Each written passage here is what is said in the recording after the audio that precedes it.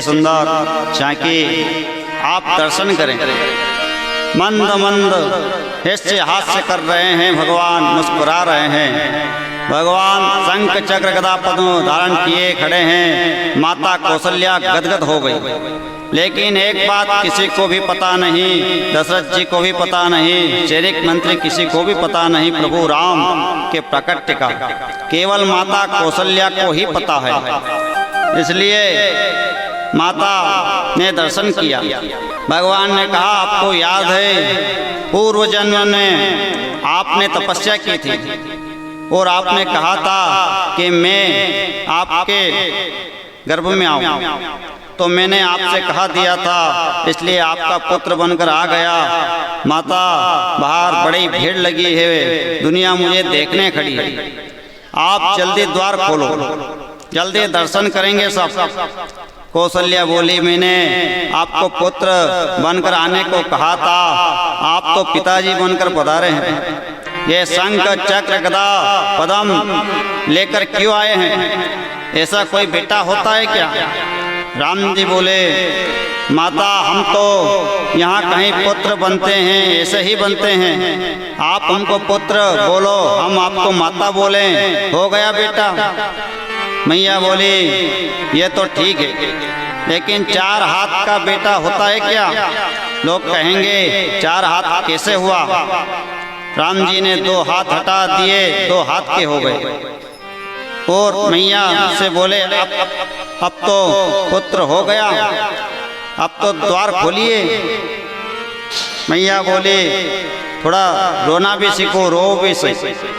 राम जी रोने लगे, दान करने लगे। आकाश मंडल में देवताओं की भीड़ लगी है दर्शन करने के लिए। 12 बजे हैं, चंद्र सूर्य से कहता है आगे चलो, सूर्य कहता है नहीं जाता, मेरे वंश में आए हैं, मुझे दर्शन करना है। राम जी ने चंद्रमा से कहा दुखी क्यों होते हो? चंद्रमा बोले एक तो दिन में अवतार लिया आपने, वो भी सूर्य वंश में, जले पर नमक और डालते हो।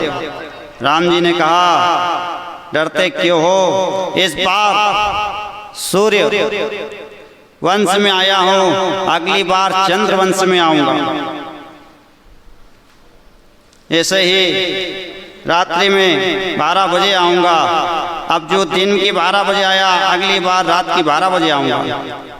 अभी भी तुम्हें प्रसन्नता नहीं है तो सुनो चंद्रमा जी, यह जो मेरा नाम लेगा वो मेरे संग तुम्हारा नाम जरूर लेगा। इसलिए राम जी का पूरा नाम रामचंद्र हो गया। बोलो रामचंद्र भगवान की जय। देवताओं ने तो रामचंद्र नाम से पहले ही रख दिया।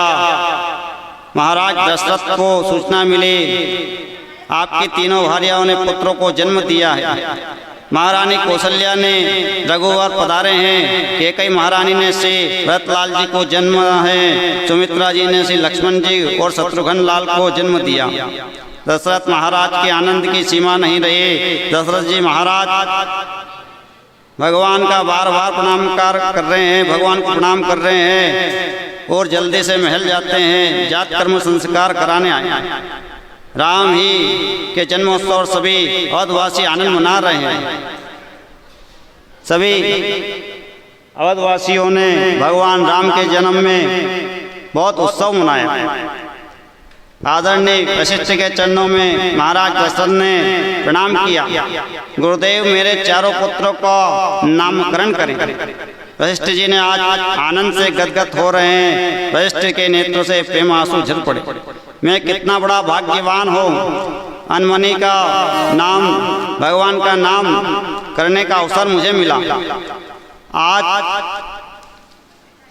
जन्म का जन्म होता तो अनमनी का क्यों नहा 108 विप्रजन को एक साथ लेकर वशिष्ठ जी यज्ञ मंडप में बैठे हैं। भगवान प्रातः श्री नारायण का राम रूप में प्रकट हुआ है, उनका नामकरण वशिष्ठ जी कर रहे हैं। लाखों नर नारी एकत्रित हैं इसी झांकी के दर्शन करने के लिए। महात्मा वशिष्ठ देव बड़ा सुंदर नामकरण कर रहे हैं। महात्मा दशरथ जी से कहते हैं क्या नामकरण करूं? आपके पुत्र का महारानी कौशल्या की गोद में जो बालक बेटा है, आप जानते हैं वो कौन है? जो आनंद का सिंधु है, सुख की राशि है, जिसके आनंद की सिंधु की एक ही बूंद पर पूरा विश्व प्रफुल्लित होता है, आराम विराम और विश्राम का अनुभव होता है। इन आपके ज्येष्ठ पुत्र का नाम रखता हूँ श्री राम। योगिनियों के हृदय में जो रमण करते हैं उसे राम कहते हैं। ऐसा श्री राम का मंगलमय चरित्र है। राम तीन हुए, एक दशरथ नंदन कौशल किशोर श्री राम। जब क्षत्रिय लोग अपनी मर्यादा भूल गए, रास्ते का अनुसरण करने लगे, तो हाथ में फरसा लेकर जिन्होंने सही रास्ता दिखाया वो है भगवान परशुराम। और तीसरा राम है मेरा कन्हैया, जो बड़े भैया बलराम, कन्हैया के बड़े भैया बलराम। इसी प्रकार तीन राम हुए। एक राम भक्त के मार्ग में प्रसन्न करते हैं, दूसरी राम कर्म योगी हैं, और तीसरे बलराम जी ज्ञान योगी हैं, जो विश्व का भरण पोषण करने की शक्ति रखते हैं। उनका नाम श्री भरतलाल है। जो लक्ष्मण का नाम है, राम का परम प्रिय है, ऐसे आपके इस पुत्र का नाम लक्ष्मण है। लक्ष्मण का एक संत ने बड़ा सुंदर भाव कहा है। एक महात्मा बोले, लक्ष्मण का सही अर्थ होता है जिनका लक्ष्य राम के चरण में है उसे हम लक्ष्मण कहते हैं। चारों भाइयों का नामकरण संस्कार हुआ। विश्वामित्र जी आए अब राज दरबार में, दशरथ जी को प्रणाम किया। दशरथ जी ने प्रणाम किया, एक बार मना किया। विश्वामित्र जी ने दशरथ जी से कहा, मैं राम लक्ष्मण दोनों को गुरु वशिष्ठ के आदेश का पालन लेने के लिए आया हूँ। महर्षि विश्वामित्र के साथ भगवान चल दिए। बीच मार्ग में प्रभु ने ताड़का का उद्धार किया। बड़ी सुंदर कथा है। विश्वामित्र जी के साथ वहां जाकर प्रभु ने मरीचि और सुबाहु नाम के निशाचर थे, उनका उद्धार किया। बीच में प्रभु ने अहिल्या का उद्धार किया। आदरणीय महर्षि विश्वामित्र के साथ से जनकपुरी में जा रहे हैं। जानकी पुरी में रघुवर का पादार्पण हो रहा है। बड़ा सुंदर दृश्य। शुक्रदेव जी कहते हैं, जनकपुरी में जनक जी के यहाँ शिव जी का धनुष है, जो दधीची मुनि की हड्डियों से बना है। बड़े बड़े राजा वहाँ आए, लेकिन कोई हिला नहीं सका। तोड़ना तो दूर की बात है। मेरे रघुवर राम ने गुरु के आदेश का पालन करके बड़ी विनम्रता के साथ प्रणाम करके धनुष को उठाया, और जितनी देर में पलक गिरती है ना, उतनी ही देर में रघुवर ने धनुष को टुकड़े टुकड़े कर दिए, तोड़ दिया। महाराज जनक के नेत्र से लौटे। मेरे जीवन का परम सौभाग्य सीता का स्वयंवर आज हुआ। मेरी औसर पुत्री तो नहीं है जानकी, लेकिन औरस पुत्री उर्मिला से ज़्यादा बढ़कर मैंने पाला है उसे। मेरे धर्म पुत्री है जानकी, और धर्म पुत्री के लिए आज मुझे परम सुंदर वर मिल गया। खुशी से जनक महाराज के नेत्र में आंसू प्रवाह कर रहे हैं। परम्बा जानकी जगत माता रघुवर को माल्य अर्पण करके आ रही है। यहाँ तो बड़े सुंदर भाव लिखे हैं। जब राम जी ने धनुष तोड़ दिया तो लक्ष्मण जी जनक जी की ओर इशारा करते हैं, क्या एक आधा धनुष और है क्या? जयमाला लेकर जानकी जी आई। जनकपुर वासियों की आंखें नम हो रही है। लोगों ने माल्यार्पण करके परम्बा जगतजननी जानकी जी आई। राघवेंद्र तो लंबे हैं, मुकुट भी ऊंचा है, 1-1.5 फुट का तो होगा ही। जानकी जी इतनी लंबी तो नहीं है। विवाह में थोड़ा विनोद तो होता है। रघुवर एकदम तान कर खड़े हैं। हो गया, अब माल्यार्पण कैसे पहनाएं? सखियों ने रघुवर को इशारा किया, थोड़ा झुक जाओ। रघुवर राम जी ने इशारे से कहा दिया। सखियां से बोली, कहीं नहीं झुकते हैं होंगे, ये बड़े बड़े झुक जाते हैं। राम जी बोले, हम रघुवंशी हैं, कहीं नहीं झुकते। आप सखियों ने सेनापति की ओर देखा। सेनापति कि क्या हिम्मत कि राम जी से झुकने को कहे। सखियों ने लखनलाल जी की ओर इशारा किया, हे लखनलाल आप ही कोई लीला करो। तो कुमारी लड़लियों को कितना विलंब हो रहा है, लेकिन राम चरित में तो बात बात पर मर्यादा है। लक्ष्मण जी बड़े भैया से कैसे कह सकते हैं कि झुक जाओ। लक्ष्मण जी का भी साहस नहीं, लेकिन मन में विचार किया, जिस दृश्य को देखने के लिए आंखें तरस रही है मेरे रघुवर, उनमें विलंब क्यों करते हैं। लेकिन झुकने को कैसे कहा। लक्ष्मण जी अपने मंच से उठकर आए और रघुवर श्री राघवेंद्र के चरणों में साष्टांग लेट गए। जैसे ही लक्ष्मण जी ने साष्टांग प्रणाम किया, राम जी वरमाला सब भूल गए और लक्ष्मण मेरे चरणों में गिर गए। राम जी तुरंत लक्ष्मण को उठाने को झुके। किशोर जी ने वरमाला पहना दी। इतना सुंदर अद्भुत दृश्य है, पुष्पों की वस्ती है। तो सिया रामचंद्र भगवान की जय।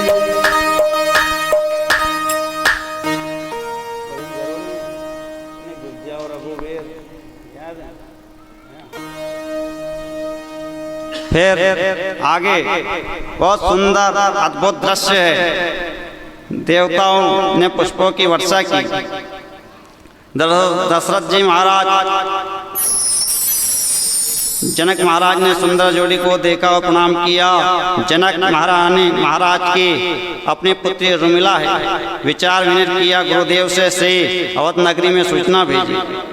दशरथ जी महाराज बरात लेकर आए, साथ में भरतलाल जी और शत्रुघ्न भी आए। श्री जानकी जी का विवाह परमवा श्री राम जी से हुआ, उर्मिला जी का विवाह श्री लखनलाल जी से हुआ, मांडवी जी का विवाह श्री भरतलाल जी से हुआ और सुतकीर्ति जी का विवाह श्री शत्रुघ्न से हुआ।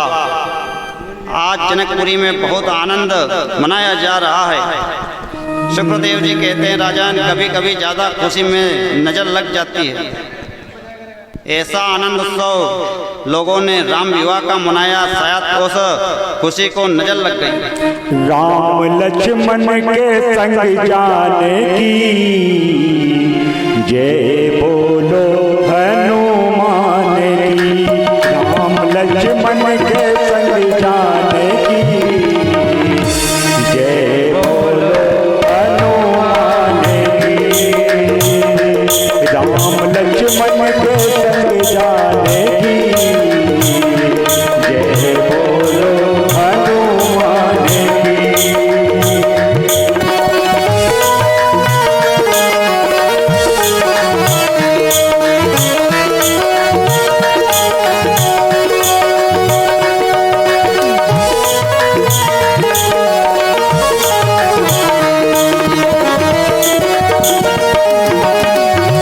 बल बुद्धि हमें ज्ञान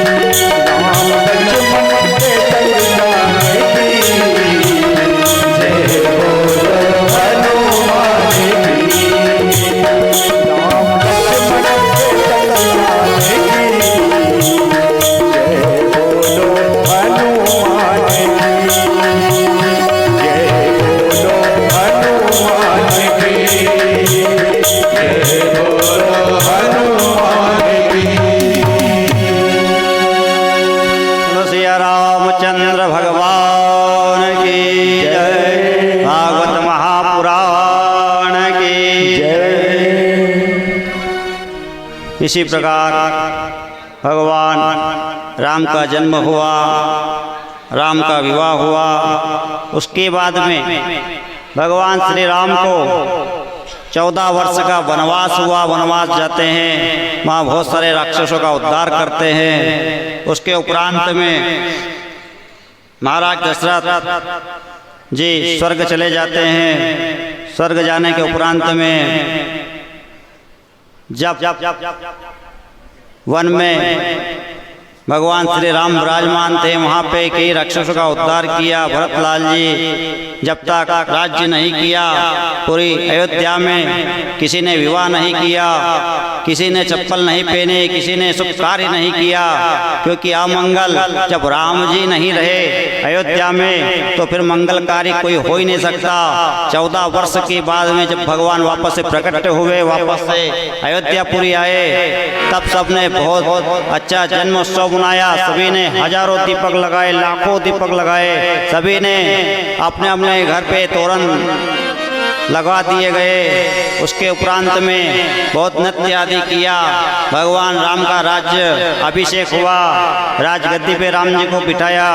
भरतलाल जी मंत्री के रूप में रहे, शत्रुघ्न भी मंत्री के पद पे रहे, अन्य भरतलाल जी, शत्रुघ्न सभी भगवान राम की सेवा में रहे। और भगवान राम ने अपने राज्य में राम राज्य के रूप में अच्छे प्रकार से पूरे राज्य को खुशहाल रखा। इसी के साथ पूरी राम कथा होती है। बोले रामचंद्र भगवान की जय। आगे परशुराम जी की कथा आती है। दधीचि मुनि के यहाँ जो पुत्र हुआ उसका नाम जमदग्नि, और जमदग्नि का नाम ऋषि की पत्नी का नाम रेणुका। उनके 4 पुत्र हुए। चारों पुत्र में सबसे छोटे पुत्र का नाम परशुराम रखा। परशुराम पिता की आज्ञा बहुत मानते थे। एक बार तो पिता की आज्ञा मानकर अपने भाई और माता जी को मार दिया, लेकिन पिता के महत्व को जानते थे, इसलिए सबको जीवित कर दिया। जमदग्नि ऋषि के आश्रम पर एक गाय है। उस गाय का चरित्र बहुत कामुक है। अब जमदग्नि के आश्रम में जो गाय है, उस गाय की सेवा का प्रताप क्या है।